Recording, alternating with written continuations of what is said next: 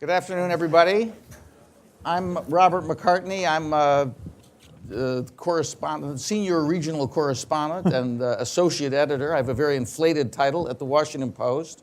And I have the privilege of moderating this very impressive panel to talk about the tech talent pipeline and Amazon HQ2.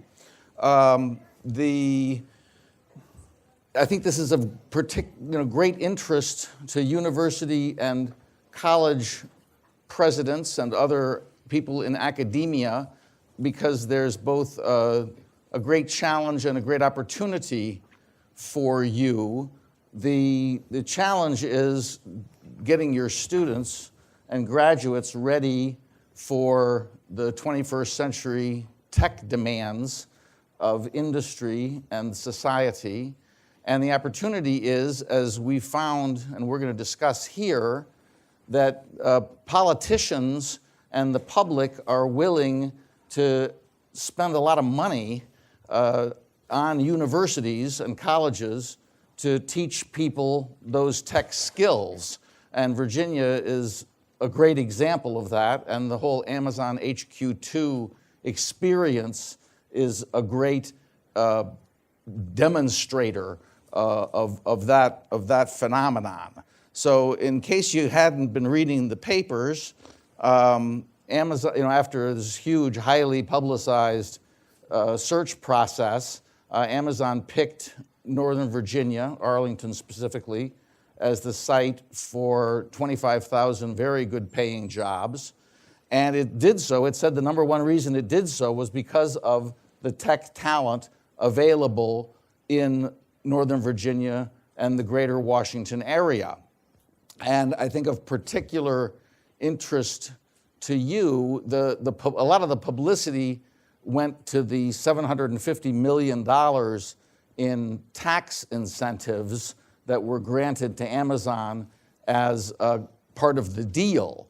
But a much larger amount of money, and I think in many ways the more important part of the package that Virginia offered, was $1 billion, or more than $1 billion, to double the two state universities and colleges, to double the number of computer science degrees granted at the undergraduate level and master's level over the next 20 years. And George Mason University was one of the beneficiaries of that. They are eligible to get $350 million to graduate a certain number of computer science and related degrees over the next few years. It's performance-based. They have to match the money. They have to get a match from philanthropic grants, but it's a huge opportunity, as I said, both to get state resources and to help their students get prepared for the 21st century. So the panel to discuss these phenomena and how it can apply to you, at the far end we have Ardeen Williams, who's the Vice President of Workforce Development at Amazon. And she is just moving to the Washington area. And as a story by myself in this morning's Washington Post says, it's very well written.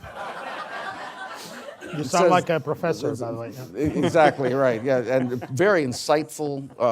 As the story says, she plans to develop partnerships with local governments and universities, colleges and community colleges to ensure that graduates have the kinds of skills that Amazon will need in coming years. Then we also have Wes Bush, who is the chairman of Northrop Grumman Corporation. Until New Year's Eve, he was CEO as well, and he has been one of the leading voices in business on workforce development, as I'll discuss a little bit later.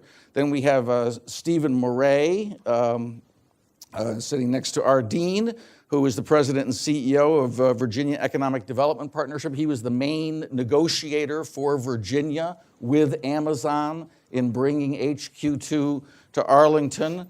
And then we have our host, Angel Cabrera, the president of George Mason University, and he's batting cleanup in this particular discussion. So what I'm going to do is, the structure here is, I'm going to ask each of them in that order to talk for about 4 to 5 minutes about a specific question related to this that I'm going to ask, and then we'll have a discussion for a while based on questions I'll ask, and then we'll take questions from the audience at the end. So our dean, I've talked to each of them beforehand to sort of scope out what they thought was most important to say. And I thought that when I talked to Ardeen, there were 2 points she made in particular. One was that technology changes so quickly that there are particular challenges both for business and for academia in terms of preparing people. And then the second question was, do you want the schools to turn out nothing but tech nerds who know nothing except how to code? Is that what you're about over there in industry? So why don't you take it away for us? Well, that was a great tee-up. Thank you. I think, so first of all, we did come to this area because of the talent. There's just no question about it. That was the number one driver. And that's true not only for Amazon, but any other business, because the capabilities that the talent brings are what allow you to meet the needs of your customers and be successful. And higher ed plays a key role in that. We can't deliver what we deliver to customers without job-ready talent. And that's a key, higher ed is a key partner there. I think the challenge is we're all faced with how do we move quickly enough with technology changing. And we come from two very different kinds of cultures and approaches. You talk with higher ed and they're like, hey, tell me what you need in 5 or 6 years. I'll build my curriculum, I'll move people through, and they'll be ready to hire. And I look at it and say, well, what do you mean what you need in what I need in 5 or 6 years? I know what I need today, and I'm lucky if I know what I need in 6 months because the pace of technology is changing. And so as business, we have to do a better job signaling. How do we let you know what capabilities are emerging, and how do we communicate them? And then on the higher ed side, how can you move and be more agile and adapt? And I think where we've seen great partnerships are things like, on the Amazon side, the cloud computing, where we have AWS Educate has curriculum that's off the shelf, where a professor or instructor can take a single lesson, a segment, or an entire curricula and make it available and ready to go. But it isn't just tech, right? It simply isn't just tech. We are a culture of writers. We make decisions at Amazon with a 2-page paper or a 6-page paper. And we expect every person in the company, there's no PowerPoint, which was a big shock for me coming out of tech. It's like, oh, I have to write again? It's more than bullet points? And so we expect everyone to be able, engineers, HR people, to be able to communicate cogently. And we also expect our HR people to be able to use data. I have people on my team that map business process so that we can be automated with robotics process automation. We have people that we expect to know the difference between causation and correlation, so they have to be fluent in statistics. And so it isn't STEM or liberal arts, frankly. It needs to be and. And I think that there are places where that collaboration, like the Greater Washington Partnership, Wes, is really key, because things like the digital certificate are a great way to bridge those gaps as business and education move at different paces.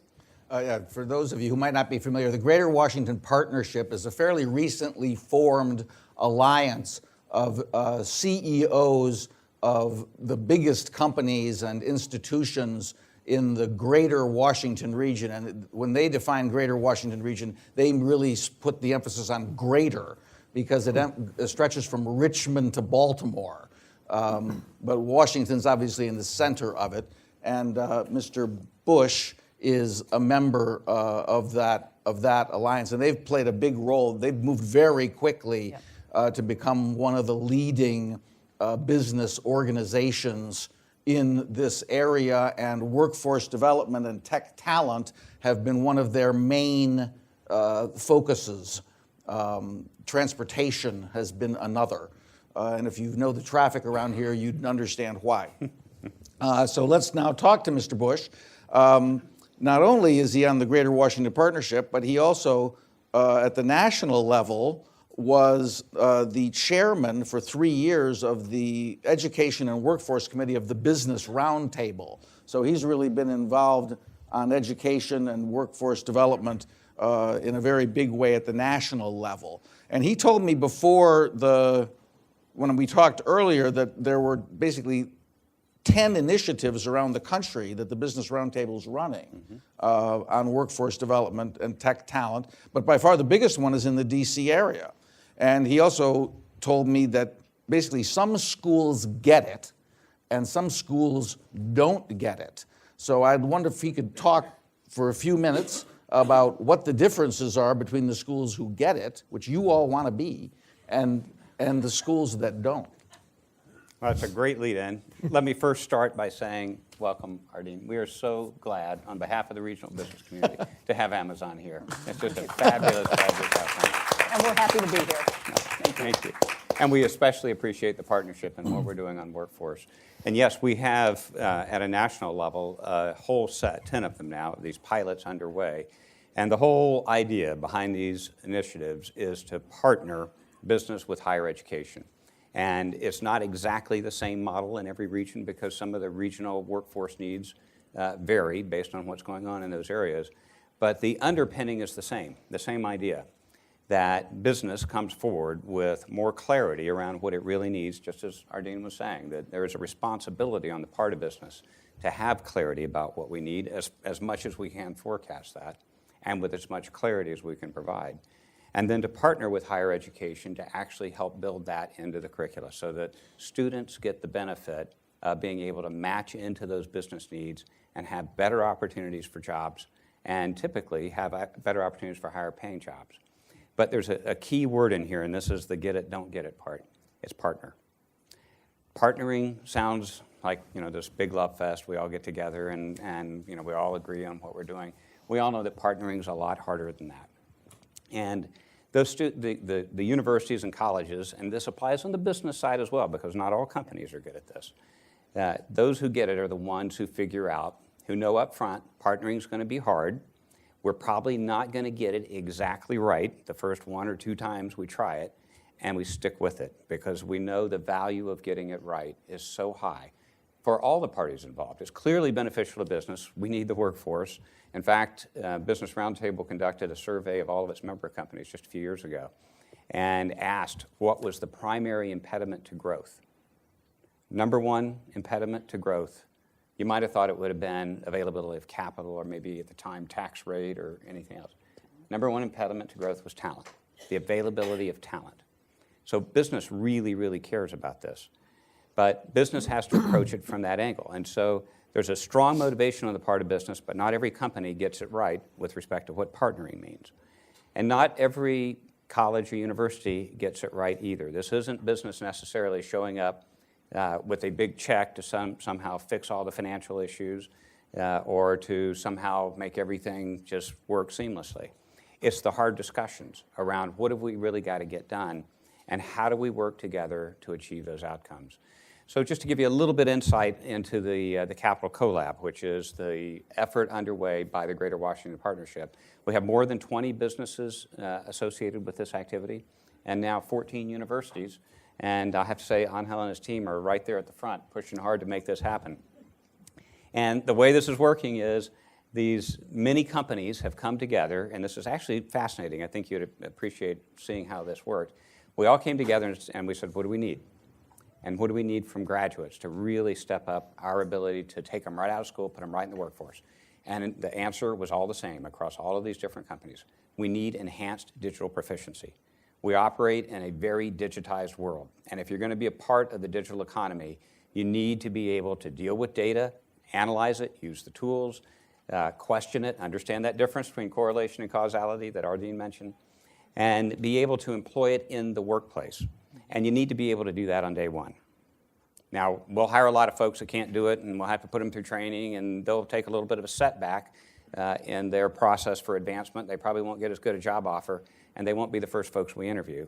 But those who have that digital proficiency, they're going to be high on the list. How do we come up with what we needed? So this is aerospace and defense companies. These are financial services companies. This is pharma. These are the tech companies involved in the region. These are energy companies. It only took us 2 meetings. We got together and said, what are the key sets of knowledge, skills, and abilities that we need? And in 2 meetings, we hammered it out. That's how much clarity business has on this topic. And we were able to provide that to the universities, and the universities took it. This is the partnership part of it. They wrestled with it. They came back with a lot of hard questions, made us rethink a few things, and we did. And then developed curricula to support the idea of actually implementing that in curricula to enable students to not only get the full degree programs that they're already getting, which are so critically important. We don't want to change that. We all love what happens in universities with the benefit of a broad liberal education so that people can think critically, can learn and adapt for the future. But we created an add-on credential to the programs so that students who gain this digital proficiency credential, they're going to be right at the front of the list for us in hiring. And we're off and running, and George Mason has already got the program in place, got students going through it already, and I think some about to come out ready for hire. And we only started at this last April. So for those who say that higher education can't move fast, this is an example that you're wrong. You can, and are doing it. And so that is hard. None of this was easy. I can say it in just a few minutes. It makes it sound easy. It's really hard. And so you have to stick with it. You have to be willing to challenge each other. You have to work as partners to make it happen and approach it from that lens. I will say we've encountered some places, not so much in this region, but around the country, because we're a global company, as are others who are headquartered here. And we've had instances where we've spoken to colleges and universities wanting to get something going, and the pushback has been higher education really doesn't need a business input on developing curriculum. Give us what you need, and we'll go off in our corner, we'll come up with it, and we'll give it to our graduates, and you can tell us later if the graduates are meeting your needs. That doesn't meet the pace, and our dean said it well, it's happening so fast. Our world is moving so quickly. We owe it to the students, and we owe it to our economy, and we owe it to higher education to be in a tightly coupled loop on this, and that requires real partnering. Thank you. I'm just going to do a quick follow-up. You said that it only took 2 meetings to come up with the list of what skills you wanted. Just briefly, what were those skills? I think people would want to know. What is it you wanted? So it's a full-page list, and it basically is broken into 3, and depending on where we're applying it, 4 areas. It's data and the use of data, so all the things that go into how someone is able to understand data and to use the tools. And this doesn't require that you take advanced statistics courses. So we're not. This is the generalist credential. So this is for all disciplines, not just the STEM disciplines. So we're not looking for those who are the super high-end mathematics or super high-end computer science. So if you want to come work in HR, if you want to come work in supply chain, if you want to come work in finance, you need these skills. So it's data analytics. It's a little bit of cyber. It's a little bit of how to use advanced machine learning tools, which are now out there and available and are being employed in business. And there's always a little cloud component as well. And so that's kind of what it encompasses. The challenge, obviously, for many universities is that's not already, all those things are not necessarily already in their curriculum. And so business has stepped in to try and help in that regard, whether we're able to bring some of our employees to teach part-time to help augment some of that. Or to help find the partnerships with other universities so that curricula can be shared across the universities. So if a student really wants to get it soon, if they can't get all their classes at one university, another university might have some of those classes that the first university, their home university, will recognize and give them credit for towards this credential. So there's been a lot of things that aren't quite typical that are getting done under this partnership because people are thinking about it a little bit differently. So data, machine learning, artificial intelligence, and cloud computing. You got that? Okay, so now there's basically a triangle here. There's business, academia, and government. And those 3 really collaborated in Virginia on the whole HQ2 process. And at the center of the government corner of that triangle was Stephen Murray, the president and CEO of the Virginia Economic Development Partnership, who, as I mentioned, was the key negotiator for the state in dealing with Amazon. and the object of many journalists' attempts to wrest information from him before the announcement was made. He was very cooperative after the announcement was made, which we appreciate, but we would have preferred it earlier. Anyway, the two questions I want to ask him is, first of all, how'd you get Virginia to come up with $1 billion, which is a lot of money over 20 years, for computer science education in the state and state universities and colleges? And what, it's easy to say, you told me this, you said it's easy to say we're going to graduate 25 to 35,000 more, we're going to award 25 to 35,000 more degrees over the next 2 decades, on top of that's doubling the number now. But how do you actually go about doing that? So if you could address those, please. Yeah, so we were really fortunate in the timing of the Amazon HQ2 RFP. You may recall it first came out in September of 2017, and we had spent roughly the 6 months before that date working with partners across the state, including higher education, to craft a 5-year strategic plan for economic development of the Commonwealth of Virginia. And there were 2 really mega takeaways from that plan. One was the obvious one that probably everybody in this room knows, that our biggest economic challenge in Virginia is our over-reliance on the federal government. There's been it's created a lot of great things as well, but it's one of the biggest challenges. And secondly, that our biggest growth opportunity was going to be in tech, broadly defined, all different sectors of it. And as we thought about both of those opportunities, what we had found in the weeks leading up to receiving the Amazon RFP was that the biggest enabler or constraint on our growth and on our opportunity to really diversify Virginia's economy was going to be the tech talent pipeline. That was the biggest thing. And by the way, to give you a sense of how big this tech growth opportunity is, we believe, and we looked at the traded sector employment growth opportunities for Virginia, tech, broadly defined, was as big as everything else combined. It's just enormous, literally half of all of our traded sector growth opportunity. So we were working on a number of ideas. One was this notion of a very large infusion of state investment in our colleges and universities to build the tech talent pipeline, particularly computer science related programs. We also had an idea to potentially model after what New York City had done with the Cornell Technion campus. So we had been working on these ideas for several months, and then along comes the Amazon RFP. So it was this perfect combination of what we had already been working on and then what we saw as an opportunity to sort of combine these 2 things together. Amazon, of course, representing an enormous diversification opportunity right in the bullseye of the kind of sectors that we were interested in, but also one that would really strain our ability to really produce that tech talent pipeline. One of the things that helped us as we were putting that together was that a few states very helpfully started, let's just say they started, their offers started leaking out. So New Jersey, I think excellent journalism. Yes, excellent journalism.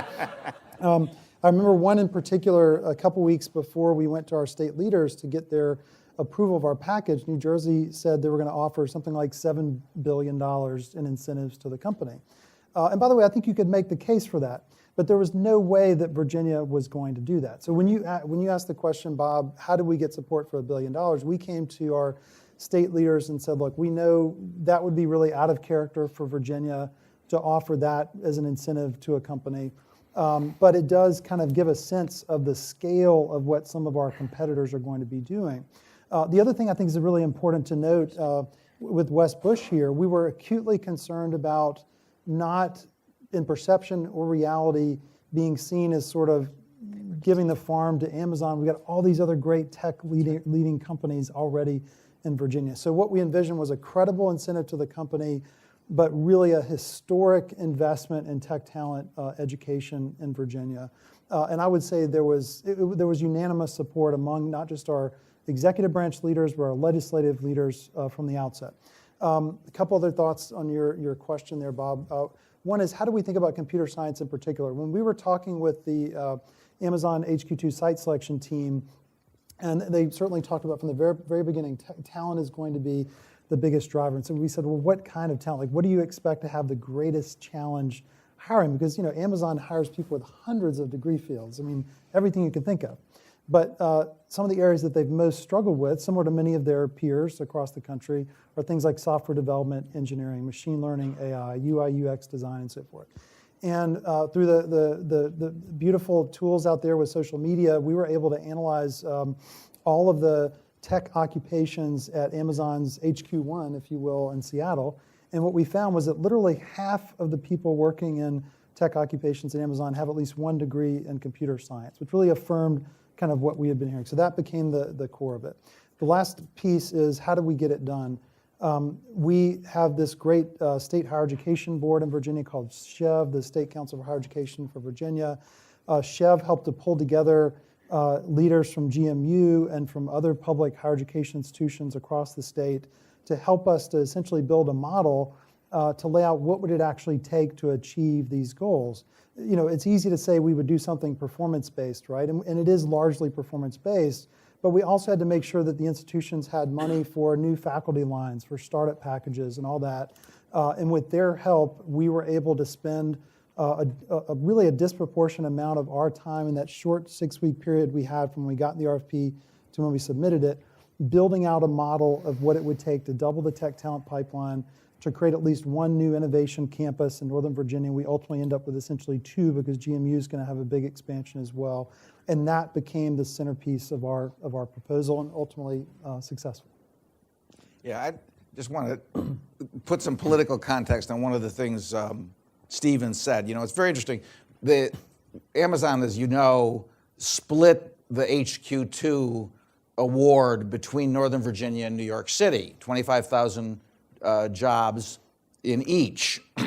And at the time, it was noted that Virginia was offering much less in tax incentives, up to $750 million, than New York was, which was offering comparable tax incentives, about $1.5 billion. So basically, New York was offering twice as much as Virginia in terms of tax credits. And this became a big sore point in New York and contributed to the fact that it became so politically controversial. It contributed to the fact that there was all this opposition up there, which ultimately led Amazon to pull out and not build HQ2 in New York at all. But it's interesting because Virginia was actually spending another $1 billion on building up the tech talent pipeline. So it was actually putting in as much, you could argue, it's sort of apples and oranges, but you could argue, just for argument's sake, that they were putting as much public money into the project as New York was. But because the money was going into state university and college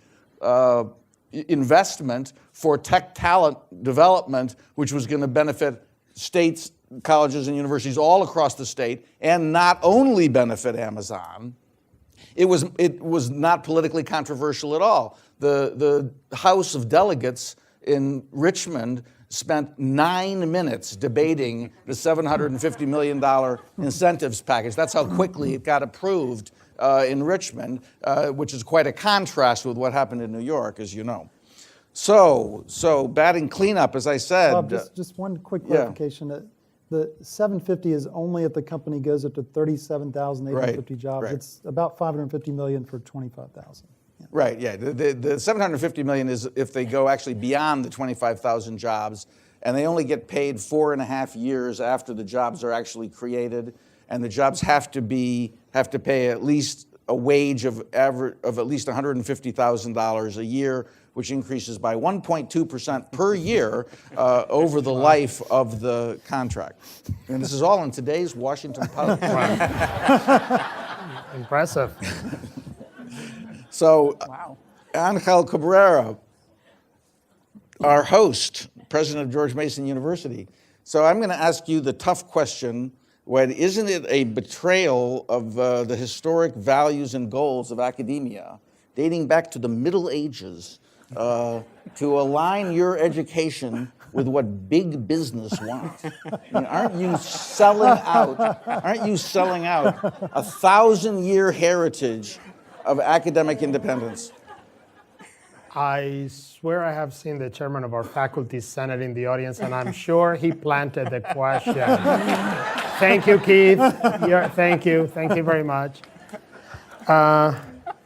So no, I actually welcome the question, and it is a very important question to address. And I think the answer is absolutely not. It's not a betrayal. And one of my favorite Spanish philosophers, Ortega Gasset, said that the universities basically have to deliver on 3 different missions.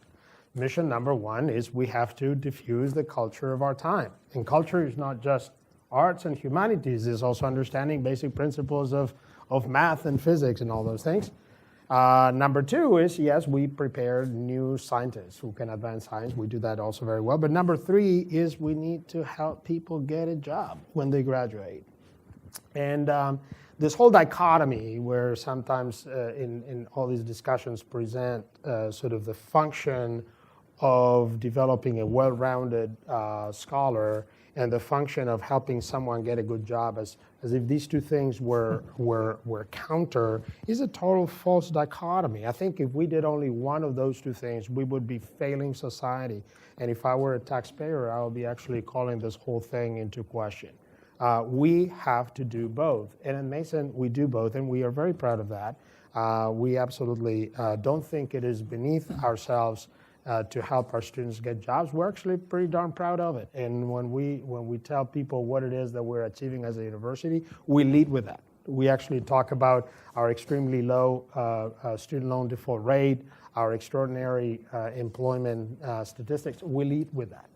So we absolutely don't see anything. We declare, if you go to our mission statement, that our goal for our students, the value proposition for them, is to make sure that they are educated as engaged citizens, that they're well-rounded scholars, and that they're ready to act, they're ready to get a job and to be productive members of society. So I'm actually delighted that we're including this conversation in this conference because public-private partnerships are not just about delivering services or financing infrastructure or even now financing even energy and utilities and all these creative things, which is a tremendous area of innovation. But public-private partnerships are also about this, about the story you heard from Wes. By the way, it's all absolutely true, and even more than he shared. I mean, Wes, as CEO, I think when we started this journey, you were still CEO of the company, one of the largest publicly traded companies in the nation, and he took time to be present in all of those meetings. And actually, he called a meeting with all the presidents in the region. We never get together for anything. He calls us, we show up, and he looked at all of us and was like, we need to get this thing done. And sure enough, things moved ahead. But we have a history at Mason. Again, I make no apologies about it. In fact, I think has been part of the secret of the success of this university to partner with businesses. Even when we started our new wave of collaboration with the Northern Virginia Community College, NOVA, 70,000 students. NOVA and Mason have one of the largest pipelines of transfers in the country. It's a very successful program, but we thought it needed to be better. We created a program called Advance. Wes and Northrop Grumman was the first company to partner and to actually even provide not just financial support, which is much appreciated, but also opening up internships for people in that program. Even more, 2 years ago, after we had been hammered by our dear friends that were not producing enough cybersecurity professionals for years, we decided, how about we create a bachelor's in cybersecurity engineering? Problem is, no one had done that. So even when we went to the accrediting bodies, how do you do this thing? No one knew. It says, well, do it first, and then we'll use you as a benchmark. Well, we said, well, we turned to these guys. We actually created a board of industry experts that we sat down with us and helped us figure out what a bachelor's in cybersecurity engineering ought to know. And that's the origin of a program now, which is one of our fastest growing programs in engineering. So we have a history of this. And when people ask us, what explains the extraordinary career outcomes of the graduates of our university, is not by accident. It's the fact that we do listen to these guys, and we try our best. So I too, and all of us at Mason are incredibly excited about the outcome of this competition. We think you were extremely wise to choose our neighborhood. We love it when you open your presentation and talk about talent as the number one reason, given that we are the biggest source of talent in this region. All of us have a big smile on our faces. Like, yes, we find that really reassuring. And we're ready to partner. In fact, we are working with our dean and her colleagues to figure out, learning from our prior experience, how can we make it easier for you to access that talent. We're having a very interesting conversations on cloud computing, and we're finding Amazon to be also to have that culture that you created at Northrop Grumman West in terms of really understanding how critical higher ed is and willing to reach out. So we're delighted about that. Now, we do have to deliver on the growth that my dear friend Stephen promised. That tech talent, we're ready for the challenge, but it is a challenge. So we have been growing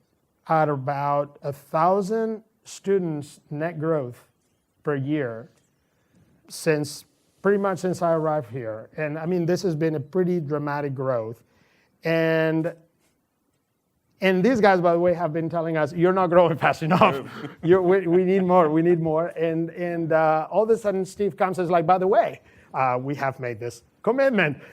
We actually have to produce even more. So we have been working very hard. And this is what makes it very exciting, by the way. I know I have some of my deans are in the audience, and they get a little bit nervous when we talk about growth, because that's what we've been doing. Yeah, they're all like nodding right now. I always tell them is, listen, I've dealt with shrinking pains and growing pains.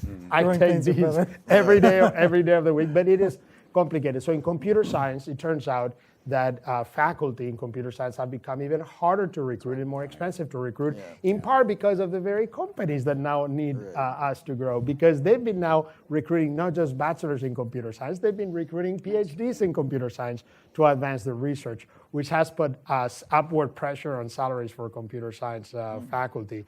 So we absolutely need those investments that have been promised. This is absolutely essential, because to hire those faculty, to equip those faculty is going to be essential. So it is a very interesting process. We're building it with Chef Peter Blake, the head of the State Council, is in attendance, much appreciated. And so Peter and Stephen and staff members of the House, and I mean, we're all trying to figure out, okay, now how do we make this happen? What I can tell you is this has been one of the most collaborative processes I've seen, where people are really at the table trying to be positive and trying to figure this out. So we don't know the answers yet in terms of how the money is going to be distributed and who can do what part and so forth, but everybody's at the table working together. What I can tell you, for those of you who have been familiar with our campus, is that this is going to be our innovation campus. And part of those monies that I think you mentioned at the beginning that are going to go... $350 million to be matched by philanthropic grants. Right, which I'm delighted that you put in that message out there. Talk about an opportunity for a public-private partnership. We are going to have the most beautiful facility next door, and your name can go out there with like big neon letters. But just really the new building, which we right now are calling IDEA, the Institute for Digital Innovation, is very exciting. It's going to be a place to bring together not just computer science, but all the other disciplines that are connected to and that drawing value from computer science and artificial intelligence and machine learning, whether it's policy, whether it's business. And we're bringing all of those together also with entrepreneurial ventures and in other organizations, and very, very interesting. And we are in advanced conversations. It is possible that the community college will have a presence in that facility. And we're exploring not just a physical co-location, but also use that to experiment further in how we can connect the talent pipelines. Great. Thank you. Great. Yeah, one thing that I've been following this issue for a number of years now, and it's very interesting the way it's evolved, because initially the big focus in the Washington region was on cybersecurity, was on getting people trained to do cybersecurity, and that's partly because the CIA is right down the street, and across the river is the National Security Agency, and there's just huge demand for cybersecurity professionals, and that was seen as a growth industry in the Washington area. But now, as I think several people mentioned, the demand for digital proficiency in all kinds of industries has risen. I mean, Capital One, which is a very large banking and credit card company, you've seen their ads. They want more people with digital proficiency. They want people with computer degrees, or at least proficiency in the kinds of things that we're talking about. And Capital One is also in the Greater Washington Partnership, pushing for these things. So I wanted to come back to Ardeen. I wanted to ask Ardeen basically the question that I asked Wes, and that is, Amazon has done a lot of work with universities and colleges. So what's been your experience? What do you want to see from universities and colleges in these kinds of partnerships? So I think to be quite frank, you just heard it, and it's just a privilege for us to be able to pull up a chair at a table of people who are collaborating like this, without a doubt. To be able to engage in that dialogue and to very quickly come together as a true collaborative group that says, hey, these are the skills that we need for people to be job ready. And if you think about it as a pyramid, and Angel, you talked about this, right? What are those from, you say Ortega was your favorite philosopher? Okay. So you say, all right, here's the foundation. This is what you need to be a citizen, to understand how do you think, how do you reason, how do you collaborate? And then that next level is really your degree or lane of proficiency.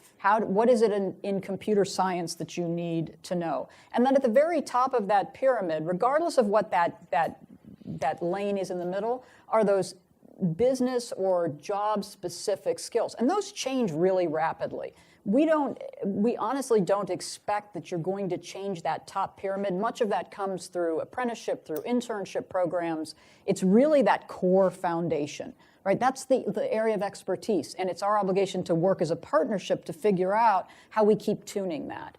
And so where we've been incredibly successful and why we came to Virginia was for this very reason, because here was a place where the innovation was happening, the partnership was strong, and we could frankly pull up a chair to the table and work with other companies like ourselves. Because frankly, building the talent pool here, it's possible to make the pie bigger.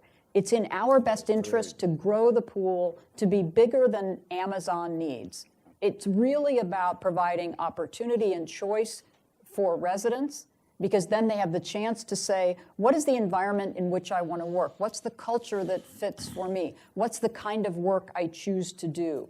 And in a region that has this level of collaboration and innovation and the support of both higher ed and business, we have the luxury of building that opportunity together for our residents. I wanted to follow up with a question for Angel, and then open it up to questions from the audience. One thing that occurs to me just sitting here is, are there going to be enough people who want these degrees, these undergraduate degrees in computer science and related fields and masters? Are students pounding on the door to get these degrees? And if not, the society needs, the economy needs these people, so how do we get them to want to do it? That's an excellent question. So, as it turns out, graduates of high schools are flat or declining, and they're expected to be so for the foreseeable future. So there is a little bit that can be done, that must be done, in making sure that groups in the traditional high school population that are currently not choosing computer science, that they choose computer science.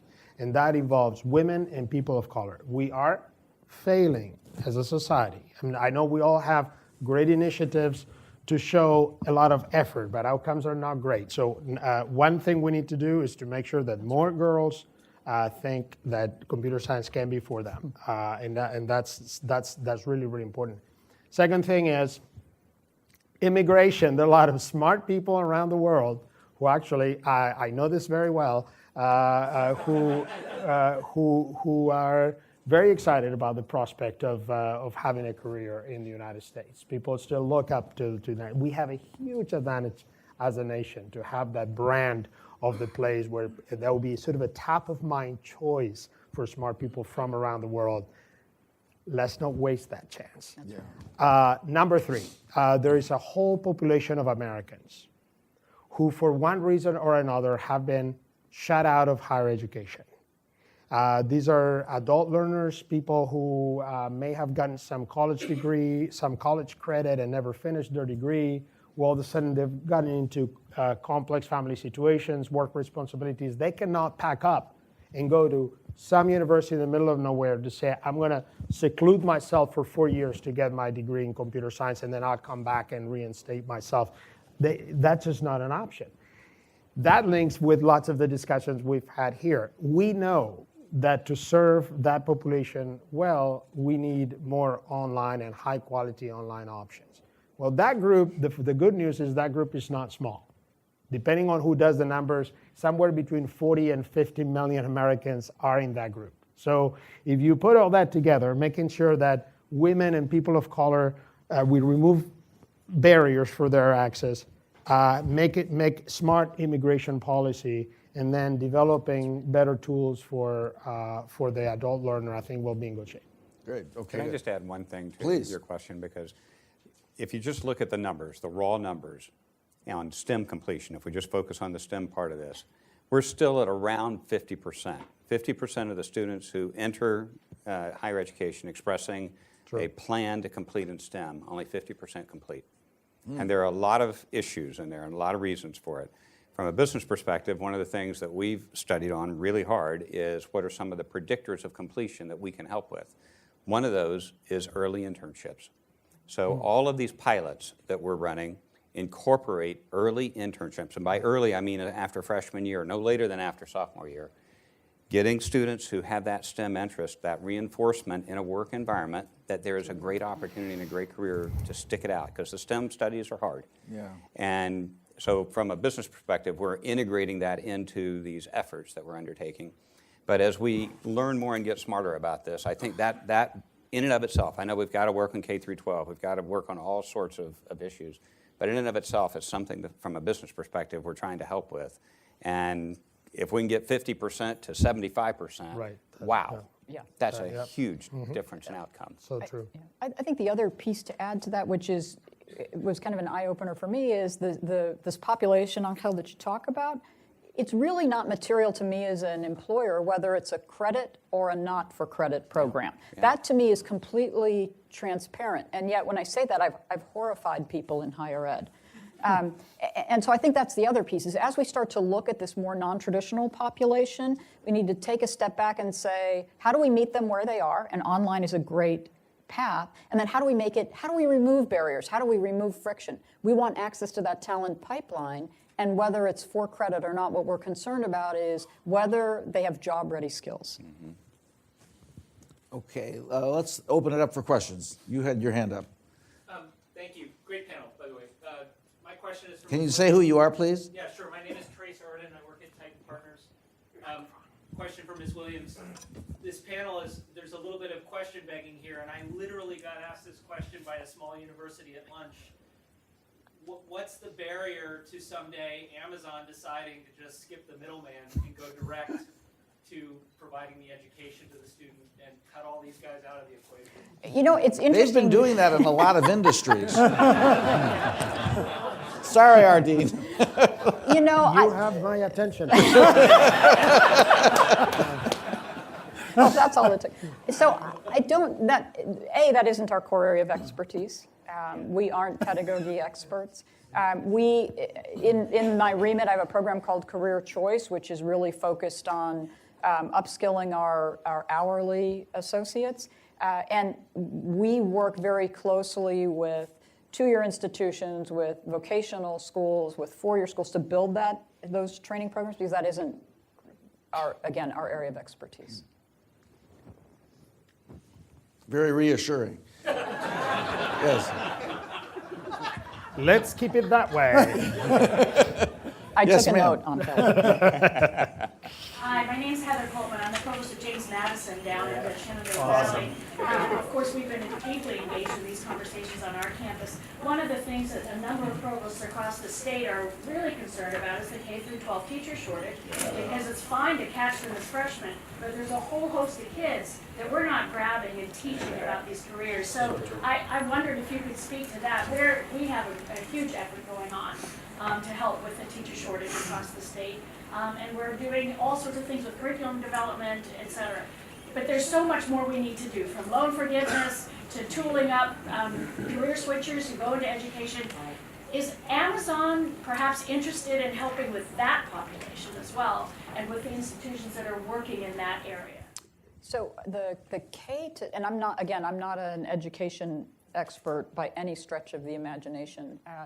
The programs that we have in the K-12 space, the Amazon Future Engineer, is predominantly focused on making resources available in communities, particularly districts that are underprivileged. So it's wraparound programs like robotics, programs like funding breakfast, Girls' Hour of Code, and then at the high school level, providing AP courses through a community partner called Adhesive, and then helping to upskill teachers to be able to deliver that curriculum. That's really our focus area in the K-12. I'd like to ask that question of Stephen. Stephen, to what extent does Richmond, the political class in Richmond, see the need to improve K through 12 education as central to your role in economic development? Well, certainly, one of the strengths of Virginia is our public education system, particularly when you look at this region up here was roughly the best of all the finalists in terms of the existing public K through 12 programs. We were one of the first states, this is in the last 2 or 3 years, to make computer science a required part of the K-12 curricula.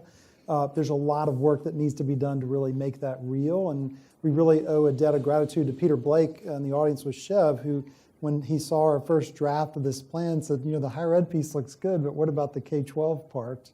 And so while it's not as big as what we're doing in higher education, there is about 25 million or so that's going to go into professional development and online curricular development in the K through 12 area to help basically prepare teachers to be able to help kids get these skills and a better understanding of it going forward. But there's no question to the question about K through 12. So much more needs to be done. One of the things I've really come to appreciate is how much of the die is already cast by the time that high school senior graduates. Yeah.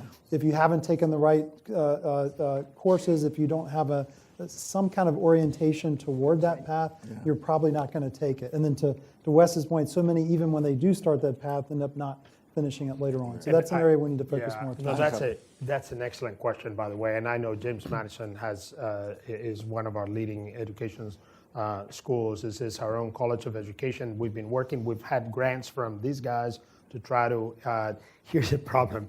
When a teacher goes through high quality training in computer science, guess what? Now they're proficient in computer science. Now they qualify for the $120,000 jobs from these guys.